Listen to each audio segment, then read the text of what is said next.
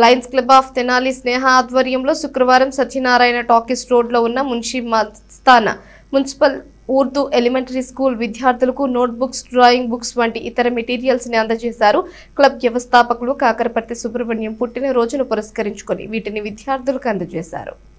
Lions club of Tenali స్నేహ వ్యవస్థాపకులు కాకరపర్తి సుబ్రహ్మణ్యం పుట్టినరోజును పురస్కరించుకొని స్థానిక మున్షి మస్తాన్ మున్సిపల్ ఉర్దూ ఎలిమెంటరీ స్కూల్లోని విద్యార్థులకు note books, drawing books, geometry వంటి ఇతర మెటీరియల్స్ ని విద్యార్థులకు అందజేశారు.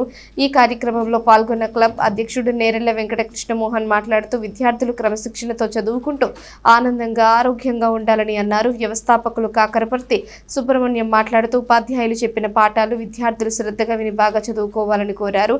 ఈ కార్యక్రమంలో అయినాల మల్లేశ్వరరావు, కొణిజేటి రమేష్ కృష్ణ, నంబూరు శ్రీకుమార్, పాదర్తి వెంకటేశ్వరరావు, ప్రధాన ఉపాధ్యాయులు షేక్ దిల్ బహార్ తదితరులు పాల్గొని కాకరపర్తి సుబ్రహ్మణ్యానికి శుభాకాంక్షలు తెలిపారు.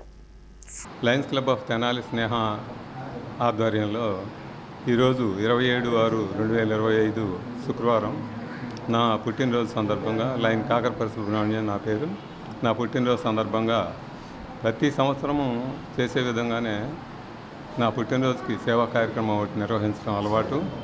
ఈరోజు తెనాలి పాత సత్యనారాయణ టాకీస్లో రోడ్లో ఉన్నటువంటి Munshi Mastan municipal Urdu elementary school విద్యార్థులందరికీ డ్రాయింగ్ బుక్స్, పెన్నులు, అలాగే పెన్సిల్స్, ఇంకా వాళ్ళకి అవసరమైన అన్నీ ఇవ్వటం జరిగింది. ఈరోజు ఈ స్కూల్ పిల్లల మధ్య నా జన్మదినోత్సవాన్ని ఈ విధంగా సేవా కార్యక్రమంగా చేసుకోవటం నాకు చాలా సంతోషంగా ఉంది. విద్యార్థులు ఉపాధ్యాయులు చెప్పే పాఠాలని శ్రద్ధగా వినటంతో పాటు జ్ఞాపకం ఉంచుకోవటం, అలాగే మళ్ళీ వాళ్ళు ఒకసారి ఇంటి దగ్గర వాటిని చదువుకొని వచ్చి స్కూల్లో మళ్ళీ అడిగినప్పుడు సమాధానం చెప్పడం అనేది విద్యార్థులకి చక్కగా అలవాటు చేసుకోవాలి.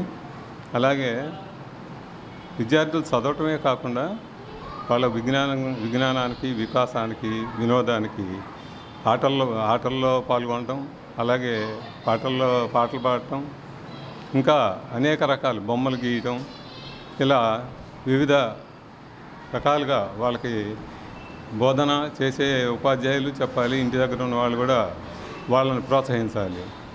అలా ప్రోత్సహించినప్పుడు వాళ్ళకున్న నైపుణ్యం ప్రకారం వాళ్ళు కూడా కొంచెం అభివృద్ధి చెంది చదువుతో పాటు ఇతర కళల్లో కూడా వాళ్ళకు అభివృద్ధి చెందడానికి, ఉన్నతంగా ఉండటానికి అవకాశం ఉంటుంది.